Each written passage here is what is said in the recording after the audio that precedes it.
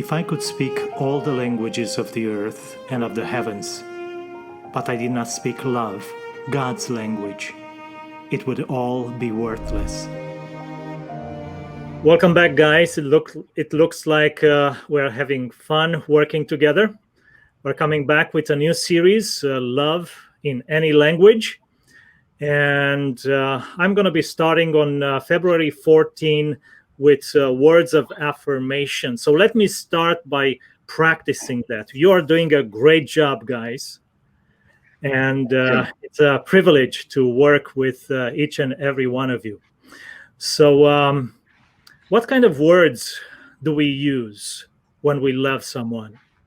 Do we tear them down or do we lift them up? What kind of words is God using when he is showing his love towards us? And I'm just going to use one example right now from Jeremiah 31, verse 3, that says, I have loved you with an everlasting love. Words of affirmation. Now, in speaking about God and how God shows his love towards us, we cannot not talk about gifts. If I were to ask you, what is the most well-known Bible verse? Many people perhaps would say John 3:16, which says, for God so loved the world that he gave his one and only Son, that whoever believes in him should not perish but have eternal life. God is a God who is other-centered, and in showing his love, oftentimes he gives gifts. The Bible actually calls eternal life the free gift of God. We see that in the Bible that from Genesis all the way to Revelation, God is a God who gives. As we look and as we learn from God, let us also follow and relate to those around us in wholesome giving. And we're going to talk more about what that means. So I'm looking forward to having you with us at that time. On Wednesday night, we're going to be looking at acts of service. And you can actually provide an act of service right now. We have a subscribe button and a like button, and we invite you to like the video, to share it with your friends, and to subscribe. And that is an act of service. An act of service is something that we do when we love something or someone. So join us on Wednesday night as we talk more about what acts of service are and how they relate to God.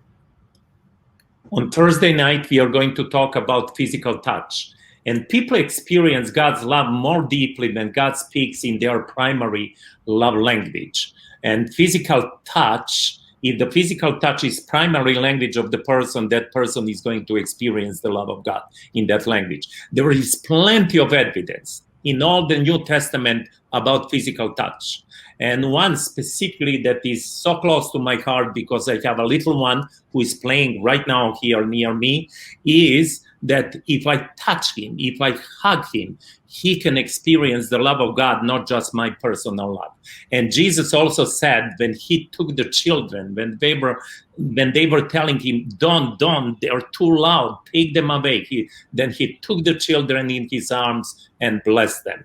Just 2 days ago, a friend of mine called me and he said that his son, 25 years of age, committed suicide. Mm-hmm. A friend of mine from Massachusetts, Monday night, we were speaking, and it was devastating. And in one sentence, as he was telling me, he said, if I can just touch him one more time. Touch is extremely important.